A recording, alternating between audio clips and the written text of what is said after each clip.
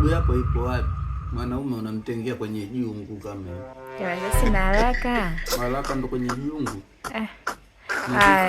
Mahali tuitupie tu kwenye mikono mzee wako angekubali. Mpaka sasa mali yako ishaisha. Imeisha mshenzi, aiishi mpaka iishe na ishaisha.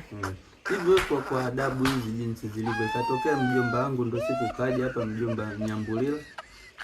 Kwa labda mjomba kaingiwa na shetani ndo kakushika makalio pwe. Wewe utamwambiaje mjomba? Mjomba acha mjomba.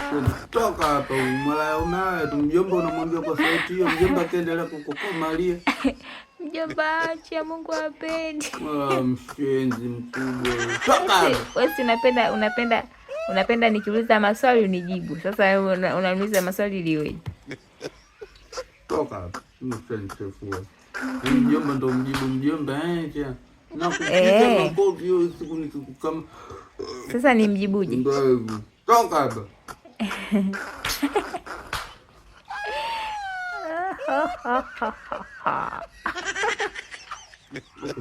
Bwana